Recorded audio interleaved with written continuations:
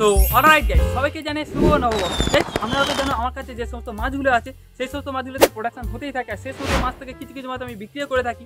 তেমনি কি আজকে কিছুই মাছ একজনকে আমি দেবো, মানে গেছে বিক্রি করবো। তো সেই সমস্ত মাছগুলো অক্সিজেন ছাড়াই কীভাবে আমি প্যাকেট করছি, কত দূর সেই সমস্ত মাছ অক্সিজেন ছাড়া যায়, তো সেগুলো এই ভিডিও যদি আপনারা দেখতে পাবে বা আপনাকে বলবো। তো ভিডিওটা অনেক ইন্টারেস্টিং আর ইনফরমেটিভ হতে চলেছে। তো চলো তাদের ভিডিওটা স্টার্ট করছি। আর হ্যাঁ, যদি আপনি চ্যানেলে নতুন হয়ে থাকে ফটাফট চ্যানেলটাকে সাবস্ক্রাইব করে নাও। নতুন বছরের প্রথমে সাবস্ক্রাইব করে নাও, কারণ এরকম ভিডিও আমার চ্যানেলে কন্টিনিউ আসতেই থাকে, ইউনিক আর ইনফরমেটিভ।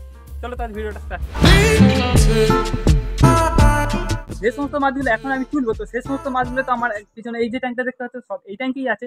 যত সমস্ত বিক্রি মাছ যেমন মলি, প্ল্যাটি, গাপ্পি সব এই ট্যাঙ্কেতেই একসাথে রেখে দিয়েছি, কারণ এই অন্য ট্যাঙ্কগুলো সব খারাপ হয়ে পড়ে আছে। তো এই ট্যাঙ্কটা তো আগের ভিডিওতে দেখেছো আমার পিছনে এই যে জায়গাটা, তো এখানেই ছিল। তো সেটাকে অনেক কষ্ট এখানে সাইড করে জল ভরে বাকি সমস্ত মাছগুলো রেখেছি।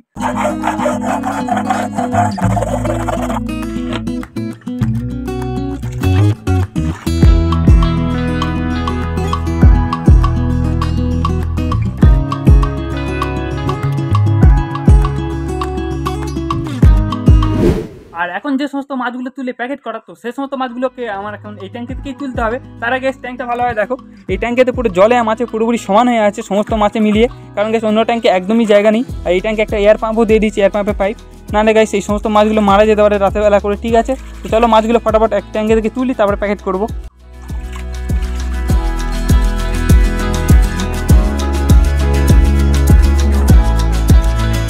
এই দেখো গাইস, একবার নেট কাটাতেই ট্যাঙ্কে থেকে ঠিক কত মাছ উঠবে, এত মাছ আছে এই ট্যাঙ্কের ভিতরে। এই দেখো, একবার নেট কাটতেই পুরো নেট ভরে গেছে মাছেতে। এই দেখো, ভর্তি মাছ আছে এই ট্যাঙ্কের মধ্যে। গাইস, ফাইনালি আমার এই ট্যাঙ্কে থেকে যা যা মাছ তোলা সব আমি তুলে নিয়েছি। এই দেখো, এখানে দেখো এই যে কন্টেনারটা দেখতে পাচ্ছি, এই কন্টেনারের মধ্যে সমস্ত মাছগুলো আছে, বেশ দারুণ দেখতে। তো যখন প্যাকেট করবো তো আপনাদেরকে দেখাবো। আর গাইস, এই ট্যাঙ্কে তো আগে এত মাছ ছিল না, যা ছিল সব বিক্রি হয়ে গেছিলো। কারণ গাইস আজ এখানে এত মাছ, কারণ আজকে সকালে আমার বড় ট্যাঙ্কে থেকে বেশ কিছু মাছ বড় হয়ে গেছিলো, তো তার থেকে বেছে বেছে এনে ছেড়েছি। আর তার থেকে এই মাছগুলো বেছে তুললাম। এখন বাজে দুপুর 12টা, আর এখন দেখো পুরো চচ্চরে বা দারুণ রোদ উঠেছে, একদম গা গরম হয়ে যাচ্ছে। আর এই যে সবুজ ট্যাঙ্কটা দেখতে পাচ্ছি, যে সবুজ জল, তো এর থেকে আমি দুটো যে বড় ছাঁকনি আছে, তো এই ছাঁকনি দিয়ে কানা থেকে যে মাছগুলো আছে কিছু বড় হয়ে গেছে, তো সেগুলো তুলে নিয়ে এই দেখো এইখানে নেটের ভিতরে রাখছি।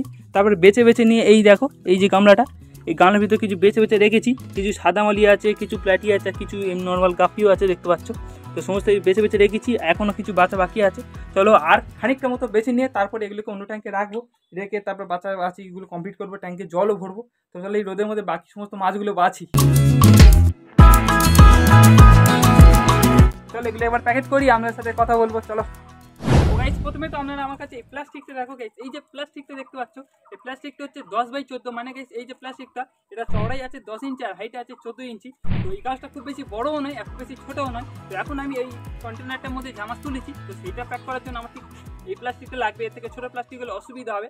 আর গাইস এতে ঠিক যতটা জল আছে, তো ওই এতটা জলে আর এই সাইজের প্লাস্টিকে আমি 50 পিস মতো মাছ দিয়ে আর এতটা বাকিটার মধ্যে হাওয়া ভরে আমি 4-5 কিলোমিটার পর্যন্ত নিয়ে গেছি। মাছের কোনো অসুবিধা হয় না, বিশেষ করে সাইকেলে এটা তো নাড়াচাড়া খাই, এতে মাছের কোনো অসুবিধা হয় না অক্সিজেন ছাড়া। আর গাইস এখন আমি এতে যে মাছ ভরবো 30 পিসের মতন মাছ দেবো। মলি মাছ কিছু আছে, গাপ্পি মাছ আছে, কিছু প্ল্যাটি মাছ আছে। তো সেগুলোর জন্য গাইস এতটা জল আমার লাগবে না, জল আর একটু কমাতে হবে। তো জল খানিকটা কমিয়ে নিয়ে মাছগুলোকে প্যাকেট করি। দেখো আমি এই মাছগুলোকে ঠিক কীভাবে প্যাকেট করি এই প্যাকেটটার মধ্যে। সো প্রথমে গাইস এতটা জল তো লাগবে না, খানিকটা কমিয়ে দিই। এই দিলাম গাইস খানিকটা কমিয়ে জল। তো এখন এতটা জলই ঠিক আছে। চলো মাছগুলো এবার প্যাকেটের মধ্যে ভরি আস্তে আস্তে। এই কন্টেনারটার মধ্যে যে নোংরা জলটা আছে সেটা দেবো না, শুধুমাত্র মাছগুলোকেই তুলে নেবো।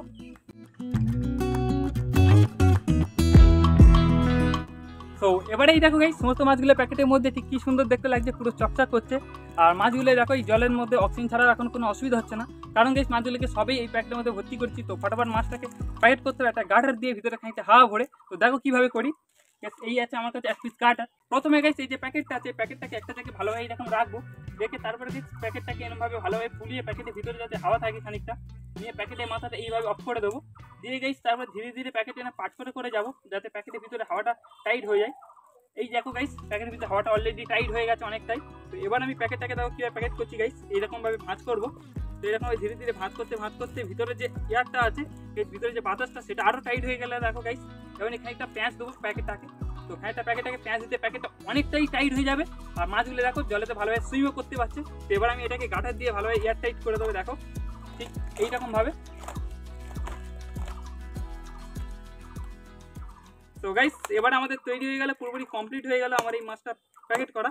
দেখো গাইস কমপ্লিট হয়ে গেলে পুরোপুরি আমাদের প্যাকেট করাটা। ঠিক এইরকমভাবে আমি আমার সমস্ত মাছগুলো প্যাকেট করে থাকি, যখন এক জায়গায় অন্য জায়গায় নিয়ে যাই, বিশেষ করে বিক্রির সময়। দেখো গাইস হয়ে গেল মাছটা প্যাকেট করা তো হয়ে গেল। এবার প্যাকেট করার পর যতক্ষণ আমি রেডি হচ্ছি ততক্ষণ তো মাছটাকে আমি নিয়ে যেতে পারবো না। গাইস ততক্ষণ এই প্যাকেট করা মাছটাকে আমি অন্য একটা ট্যাঙ্কের উপরে ভাসিয়ে রাখবো, যাতে করে গাইস রোদেতে এই জলটা গরম না হয়ে যায়, কারণ রোদে জলটা গরম হয়ে গেলে মাছের অসুবিধা হতে পারে। আর গাইস যেহেতু আমি এই মাছের প্যাকেটটা অক্সিজেন ছাড়াই করেছি, সেহেতু গাইস এই যে প্যাকেটটা দেখে খুব সাবধানে রাখতে হবে। যদি এর ভিতরে অক্সিজেন থাকতো তাহলে কিন্তু অক্সিজেন এই প্যাকেটে যদি চুপসেও থাকতো মাছের কোনো অসুবিধা থাকবে না। যেহেতু এটা অক্সিজেন ছাড়া, তো প্যাকেটটা চেষ্টা করে যেন ফুলে থাকে ভালোভাবে, আর ভিতরে বাতাসটা একটু বেশি পরিমাণে থাকে। আর গাইস যখন এর ভিতরে বাতাসটা বেশি পরিমাণে থাকবে, মাছের পরিমাণ কম থাকবে আর জল একটু বেশি থাকবে, তো তাহলে প্যাকেটটা একটু বড় লাগবে আর মাছটা অনেক দূর পর্যন্ত যেতে পারবে ওই প্যাকেটটার মধ্যে। আর গাইস এই যে প্যাকেটটা আমি তুলেছি সেটা তো এখন এখানে থাক। আর গাইস এই যে সমস্ত মাছগুলো আমি প্যাকেট করছি বা আপনারা প্যাকেট করবেন কোথাও নিয়ে যাওয়ার জন্য বা বিক্রি করার জন্য, গাইস এই যে সমস্ত মাছগুলো হয় আপনার পুকুরে থাকবে না কোনো বড় ট্যাঙ্কে থাকবে। আর গাইস বড় ট্যাঙ্কে বা পুকুরে এতে তো অনেক ময়লা থাকে, নোংরা থাকে, তো মাছগুলো সেগুলো খেয়ে থাকে। তো সবসময় চেষ্টা করে সেই সমস্ত মাছ তুলে ডাইরেক্ট না প্যাকেট করে কোনো একটা ট্যাঙ্কে রেখে দিতে। যেমন গাইস আমি একটা গোল ট্যাঙ্কের মধ্যে রেখে দিয়েছিলাম, খুলির মধ্যে আপনারা দেখতে পাচ্ছেন স্ক্রিনে। গাইস এই মাছগুলো বড় ট্যাঙ্কে তুলে ওই ট্যাঙ্কে রাখলাম, এতে কি হলো মাছের পেটে যত ময়লা নোংরা আছে সব মাছ পটির মাধ্যমে বের করে দিল। তারপরে গাইস মাছেদেরকে হালকা পরিমাণে ড্রাই ফ্রুট খেতে দেবে যতক্ষণ না প্যাকেট করার সময় হচ্ছে। তারপর গাইস প্যাকেট করার সময়ও একটু আগে, যেমন আমি গাইস এই যে কন্টেনারে তুলেছিলাম, তো কন্টেনারটার ভিতরে দেখতে পারবে গাইস এর নিচে কি পরিমাণ মাছে পটি করে রয়েছে। তো এগুলো কিন্তু প্যাকেটের মধ্যে গিয়ে করতো, আর প্যাকেটটা পুরোপুরি নোংরা করে দিত। আর প্যাকেটের মধ্যে এমনি অক্সিজেনও নেই, আর জলটা খোলা গেলে মাছের খুব প্রবলেম হবে অক্সিজেন সংগ্রহ করতে, অক্সিজেন নিতে। যখনই যে কোনো মাছ প্যাকেট করবে, তো প্যাকেটের মধ্যে নতুন 2 দিন পুরানো জল দিয়ে প্যাকেটটা করবে, কেন অন্য কোনো ট্যাঙ্কের জল দেবে না, সেই ট্যাঙ্কের জল ঘোলা হতে পারে, তো তাদের মাছের অসুবিধা হবে। তো চলো আপাতত এই যে মাছটা আমি প্যাকেট করেছি একটা ট্যাঙ্কের উপর ভাজিয়ে রাখি, নাহলে এই জলটা গরম হয়ে যায়, মাছের অসুবিধা হবে। কারণ এই ভিডিওটা বানাতে তো হবে, এখন অনেক সময় আছে।